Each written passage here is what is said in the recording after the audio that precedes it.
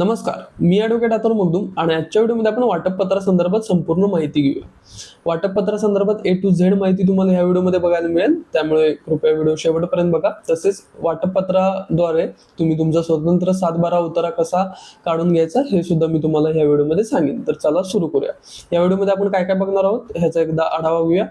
सर्वात प्रथम वाटपपत्र म्हणजे काय, त्याच्यानंतर वाटपपत्राचा फायदा काय होतो, त्याच्यानंतर वाटपपत्र नोंदणीकृतच करायचं का, त्याच्यानंतर वाटपपत्रासाठी कागदपत्रे कोणती कोणती लागतात, त्याच्यानंतर वाटपपत्राची स्टॅम्प ड्युटी किती लागते, वाटपपत्राचं ड्राफ्टिंग कसं करायचं असतं, वाटपपत्राची प्रोसेस कशी असते, त्याच्यानंतर फेरफार आणि सर्वात शेवटचा मुद्दा, वाटपपत्र हे रद्द होऊ शकतं का. या सर्व गोष्टी आज आपण व्हिडिओमध्ये बघणार आहोत. तर चला सुरू करूया. पहिला प्रश्न आहे वाटपपत्र म्हणजे काय.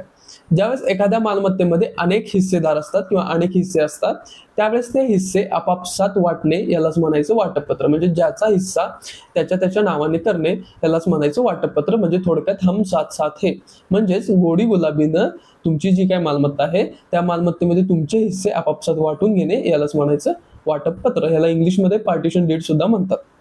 त्याच्यानंतर वळूयात पुढच्या प्रश्नाकडे, तो आहे वाटपपत्राचा फायदा काय होतो. सर्वात प्रथम ज्यावेळेस तुम्ही वाटपपत्र करता त्यावेळेस तुम्हाला तुमच्या नावाचा स्वतंत्र 7/12 उतारा मिळतो. म्हणजे तुमच्या हिस्साचा तुम्हाला स्वतंत्र 7/12 उतारा मिळतो. त्यामुळे तुम्ही जो काही तुमचा हिस्सा आहे तो तुम्ही विकू शकता, खरेदी दस्त करू शकता. आणि जर तुम्हाला कर्ज वगैरे पाहिजे असेल तर अशा केसमध्ये तुम्ही 7/12 दाखवून कर्ज सुद्धा घेऊ शकता. त्यामुळे वाटपपत्राचा हा एक फायदा आहे. त्याच्यासोबत भविष्यात तुम्ही कोर्टात जे जाणार आहात किंवा कोर्टातील जे काही वाद असतात ते तुम्ही आत्ताच वाटपपत्र करून टाळत आहात. कारण की वाटपपत्रामध्ये सर्व वारसांची म्हणजे सर्व हिस्सेदारांची संमती असते. त्यामुळे सर्व हिस्सेदारांनी जर संमतीने वाटपपत्र केलं तर भविष्यात कोणतेच वाद उद्भवत नाहीत. त्यामुळे बऱ्याच लोकांचा सल्ला असा असतो की जर तुम्ही सर्व जे काही हिस्सेदार आहेत ते जर व्यवस्थित कोऑपरेट करत असतील, जर त्यांच्या सर्वांची कन्सेंट असेल तर तुम्ही वाटपपत्र करून मोकळे व्हा. कारण की भविष्यात तुम्हाला कोर्टाची पायरी चढायला लागू शकते. त्यामुळे जर सर्व हिस्सेदार तयार असतील तर तुम्ही वाटपपत्र करून कोर्ट कचेरीपासून लांब राहू शकता. वळूयात पुढच्या प्रश्नाकडे, वाटपपत्र नोंदणीकृतच करायचं का. हो, 100%. कारण की वाटपपत्र हे तुम्हाला नोंदणीकृत असणं गरजेचं आहे. वाटपपत्र नोटरीवर किंवा तोंडी वाटपपत्र याला काहीच व्हॅल्यू नसते. ग्रामीण भागातील लोक अजूनही तोंडी वाटपपत्र करतात. एखाद्या पुढारीला किंवा एखाद्या नेत्याला बोलवतात आणि तो तोंडी वाटणी करतो आणि ते सर्वजण त्या तोंडी वाटणीवर विश्वास ठेवतात. पण कायदेशीर जर बघायला गेलं तर तोंडी वाटणी असू दे किंवा नोटरीवाली वाटणीपत्र असू दे, या सर्वांना काहीच किंमत नाही. त्यामुळे वाटणीपत्र जे आहे ते तुम्हाला दुय्यम निबंधक कार्यालयात रितसर रजिस्ट्रेशन म्हणजे नोंदणीकृत करून घेणं गरजेचं आहे. आता पुढचा पॉईंट, वाटपपत्रासाठी कागदपत्रे कोणती कोणती लागतात. तुमचा मालकी हक्क पुरावा करणारा कागदपत्र म्हणजे 7/12 उतारा, किंवा जर शहरी भागातला असेल, शहरी भागातली मालमत्ता असेल तर मालमत्ता पत्रक. त्याच्यासोबत सर्वांचे आधार कार्ड व पॅन कार्ड आणि मालमत्तेचा नकाशा, जी काही तुमची मालमत्ता आहे त्याचा नकाशा, हे सर्व कागदपत्रे तुम्हाला लागणार आहेत. त्याच्यानंतर पुढचा प्रश्न, वाटपपत्रासाठी स्टॅम्प ड्युटी किती लागते. आता वाटपपत्रासाठी स्टॅम्प ड्युटी ही सर्वात मोठा जो हिस्सा आहे तुमच्या हिस्सेदारांमध्ये, ज्याचा सर्वात मोठा हिस्सा आहे त्या हिस्स्यावर स्टॅम्प ड्युटी लागणार आहे. आणि जर इन केस तुमच्या सर्वांचे हिस्से समान असतील तर त्या एका कोणत्या तरी हिस्स्यावर स्टॅम्प ड्युटी लागेल. आता ही स्टॅम्प ड्युटी किती लागेल, ही स्टॅम्प ड्युटी ही 4% लागेल. म्हणजे तुमचा जो काही हिस्सा आहे त्या हिस्स्यावर 4% स्टॅम्प ड्युटी लागेल आणि 1% रजिस्ट्रेशन चार्जेस लागतील. पण ही जी काही स्टॅम्प ड्युटी आहे ती कशावर डिपेंड करते, तुमचं क्षेत्र जिरायत आहे की बागायत आहे, किंवा जर समजा ते रोड साईड असेल किंवा हायवे टच असेल तर ह्या सर्व गोष्टींवर ती स्टॅम्प ड्युटी ही डिपेंड करते. त्यामुळे तुमची जर जिरायत, बागायत किंवा हायवे साईड, रोड साईड जे काही तुमचं क्षेत्र कसं आहे त्याच्यावरती स्टॅम्प ड्युटी ही ठरवली जाते. त्यामुळे दुय्यम निबंधक कार्यालयात एकदा तुम्हाला स्टॅम्प ड्युटी संदर्भात चौकशी करावी लागेल, कारण तिथे तुमच्या क्षेत्रावर डिपेंड असतं. त्याच्यानंतर आता वळूयात पुढच्या पॉईंटकडे, वाटपपत्राचं ड्राफ्टिंग. म्हणजे वाटपपत्राचा जो काही तुम्ही दस्त करणार आहात त्याच्यामध्ये कोणत्या गोष्टींचा उल्लेख असणं गरजेचं आहे हे आता आपण बघूया.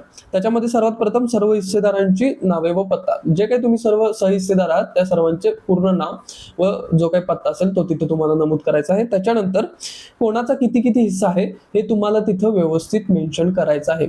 ज्याचं त्याचं जे काही नाव आहे त्या नावापुढे त्याचा वाटणीचा जो काही हिस्सा आहे तो हिस्सा तुम्हाला तिथं प्रॉपर मेन्शन करायचा आहे. त्याचसोबत त्या हिस्स्यासमोर म्हणजे प्रत्येक सहहिस्सेदाराच्या हिस्स्यासमोर तुम्हाला त्याची चतुर्सीमा लिहायची आहे. चतुर्सीमा लिहिणं हे खूप महत्वाचं आहे, कारण की भविष्यात वहिवाटी संदर्भात वाद उद्भवू शकतात. त्यामुळे प्रत्येक हिस्सेदाराच्या हिस्स्यापुढे तुम्ही त्याची चतुर्सीमा मेन्शन करायची आहे. त्याच्यानंतर मिळकतीचा नकाशा, तुमचा जो काही जी काही मिळकत आहे त्या मिळकतीचा तुम्हाला नकाशा तिथं जोडायचा आहे. फक्त एवढीच गोष्ट करा, ज्यावेळेस तुम्ही तो मिळकतीचा नकाशा जोडत आहात त्यावेळेस तुमचे जे काही सहहिस्सेदार आहेत त्या प्रत्येक सहहिस्सेदाराचा जो क्षेत्र आहे, जो हिस्सा आहे, तो तुम्हाला वेगवेगळ्या रंगाने हायलाईट करायचा किंवा तिथं कलर करायचा आहे, जेणेकरून ते लक्षात येईल. तो जो काही नकाशा आहे ते तुम्हाला कच्चा नकाशा म्हणजे हात नकाशाच तयार करायचा आहे. एखादं व्हाईट ब्लँक पेज घ्यायचं, त्याच्यावर तुम्ही आखून नकाशा तयार करू शकता आणि त्या नकाशावर प्रत्येक हिस्सेदाराचा हिस्सा तुम्हाला वेगवेगळ्या रंगाने नमूद करून तिथे तुम्हाला नावं लिहायचे, जेणेकरून प्रत्येकाचा जो काही हिस्सा आहे तो तुम्हाला समजेल. त्याच्यानंतर सामायिक गोष्टींचा उल्लेख. जर समजा तुमच्या मिळकतीमध्ये अशी एखादी सामायिक गोष्ट आहे, म्हणजे फॉर एक्झाम्पल जिना असेल, पायरी असेल किंवा एखादी गॅलरी असेल जी सामायिक आहे, तर त्या सामायिक गोष्टींचा सुद्धा तुम्हाला तिथे उल्लेख करायचा आहे, जेणेकरून भविष्यात वाद व्हायला नको.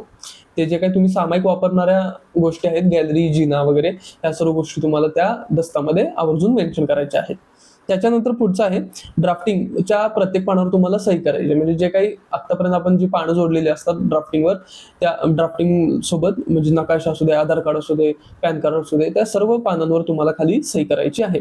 त्याच्यानंतर सर्वात शेवटला तुम्हाला 2 साक्षीदारांच्या सह्या घ्यायच्या आहेत. त्या साक्षीदारांचे तुम्हाला फोटो सुद्धा तिथे लावायचे आहेत. त्यासोबत तुमचे जे काही सर्व सहिस्सेदार आहेत त्या सहिस्सेदारांचे सुद्धा सही आणि फोटो तुम्हाला तिथे लावायचा आहे. त्यासोबत तुम्ही सर्व सहिस्सेदारांनी तिथं डाव्या अंगठ्याचा ठसा तिथं उमटवायचा आहे. त्याच्यानंतर हे झालं ड्राफ्टिंग. आता बघूया आपण रजिस्ट्रेशन प्रोसेस कशी असते, म्हणजे दुय्यम निबंधक कार्यालय तुम्हाला कसं रजिस्टर करायचं आहे. सर्वात प्रथम प्रत्येक दुय्यम निबंधक कार्यालयाबाहेर एजंट लोक असतात. त्या एजंट कडून तुम्हाला स्टॅम्प ड्युटी, रजिस्ट्रेशन चार्जेस ह्या सर्व गोष्टी करून घ्यायच्या आहेत. Stamp duty, registration charges, data entry, चलन, पेजिंग या सर्व गोष्टी तुम्हाला एजंट लोक करून देतील. त्याच्यानंतर ज्या दिवशी तुम्ही दस्त नोंदणीकृत करणार आहात त्या दिवशीचं तुम्हाला टोकन घ्यायचं आहे.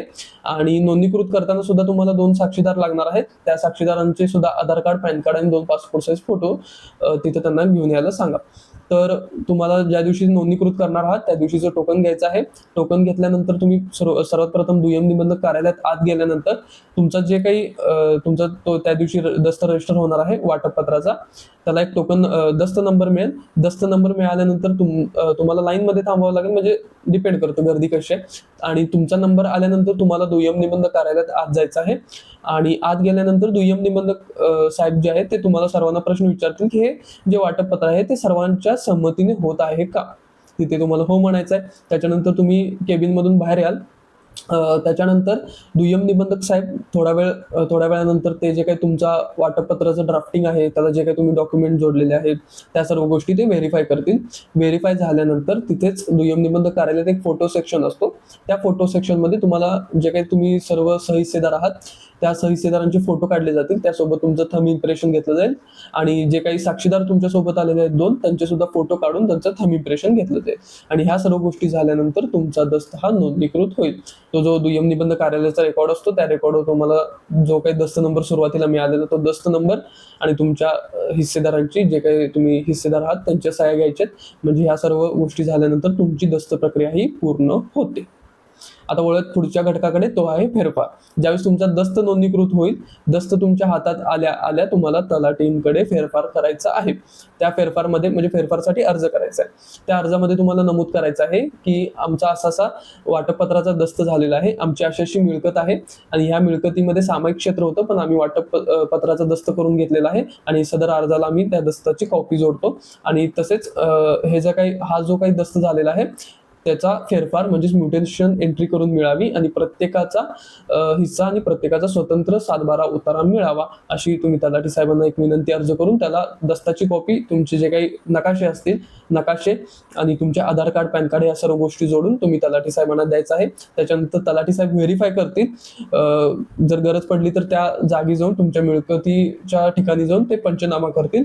आणि या सर्व गोष्टी झाल्यानंतर तुम्हाला तुमचा दस्त फेरफार प्रक्रिया ही पूर्ण होईल आणि तुमचा स्वतंत्र 7/12 उतारा तुम्हाला मिळेल. आता हे होतं तुमच्या म्हणजे 7/12 उतारावर स्वतंत्र 7/12 उतारा कसा मिळवायचा वाटपपत्राच्या दस्तावरून. आता पुढचा प्रश्न आहे, वाटपपत्राचा जो काही दस्त आहे तो रद्द होऊ शकतो का. तर याचं उत्तर आहे हो, निश्चितच.